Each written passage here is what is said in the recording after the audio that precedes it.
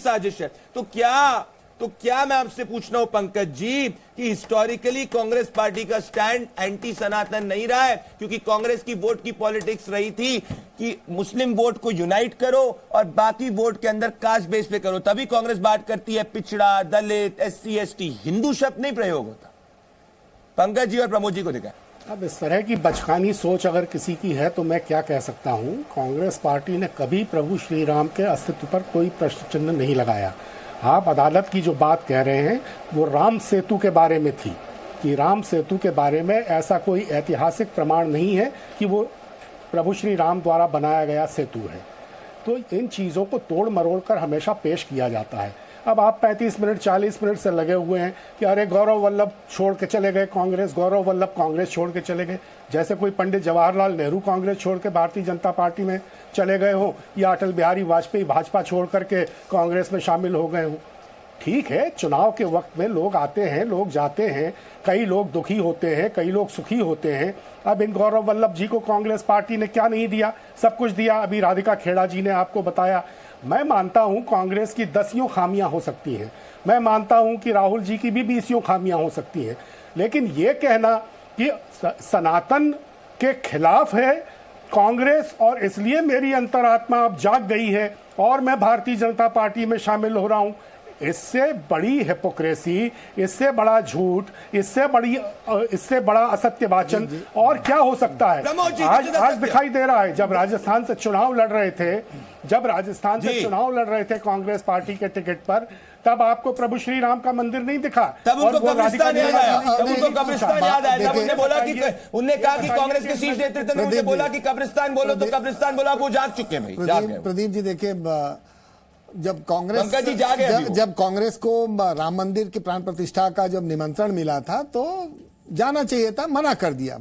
उसके पीछे एक ही कारण था, क्योंकि उससे मुस्लिम वोट नाराज हो जाता, हिंदुओं को एक कास्ट सेंसस के नाम पे बांटने की बात कर रहे हैं, और फिर राहुल गांधी जहां से चुनाव लड़े वायनाड से, वहां पे तो मुस्लिम बहुल सीट है।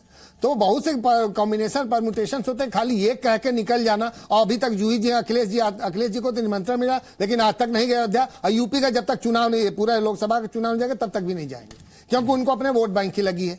और भी जब सनातन को उदयनिधि गाली देते हैं, ये राजा उसको डेंगू मलेरिया या एड्स कहते हैं, या इवन कांग्रेस के अध्यक्ष के लड़के का भी एक बयान आता है जो कर्नाटक के मंत्री हैं, तब ये लोग कुछ नहीं बोलते।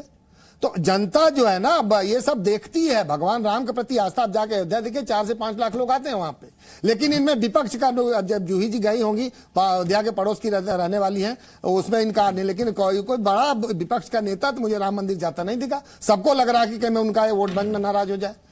भाई आप जाति में बांट रहे हैं, फिर जब कोई सनातन की बात करता है तो दिक्कत होती है। वाल्मीकि रामायण और रामचरितमानस में जब कोर्ट में एफिडेविट देने की बात की गई तो एग्जैक्ट कोटिंग थी कि वाल्मीकि रामायण और रामचरितमानस जो है वो हिंदुस्तान के एंशिएंट लिटरेचर के इंपॉर्टेंट पार्ट है, पर इनको हिस्टोरिकल रिकॉर्ड्स के अंदर नहीं लिया जा सकता। ये गवर्नमेंट का एफिडेविट था, ये मैं आपको बताना चाहता हूं सुप्रीम कोर्ट के अंदर। राम को काल्पनिक कहा था, भगवान राम को सुप्रीम। पंकज जी, तो जब इस तरीके के इतिहास है तो सवाल ये नहीं उठेगा कि उदयनिधि स्टैलिन के ऊपर शांति, उदयनिधि स्टैलिन पे शांति, सार्वजनिक शांति। काल्पनिक नहीं कहा, भगवान राम को कभी काल्पनिक नहीं कहा, किसी ने नहीं कहा, और कांग्रेस पार्टी ने कभी नहीं कहा।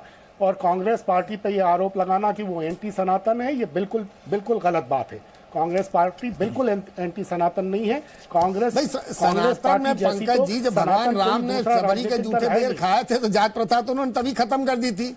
अगर वो उनकी सेना में सारे वही भील और जो जंगल में रहने वाले लोग थे, केवट की जब केवट ने उनको गंगा मैया को पार कराया था, तो फिर अभी जाति क्यों कर रहे हैं?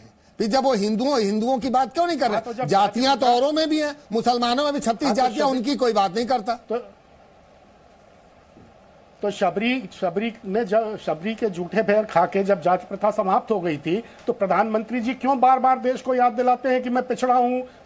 भाई पिछड़ा हूं क्योंकि राहुल गांधी आपके कहते हैं, मोदी आपके यहाँ कांग्रेस के हैंडल पे छपा था कि उस पर एक बहुत बड़ा ट्वीट आया था कि मोदी जी ओरिजिनली BC नहीं है। अरे भाई, जब तक मंडल कमीशन की रिकमेंडेशन लागू नहीं थे, OBC कोई जात नहीं थी। मुलायम सिंह जी भी जनरल में थे।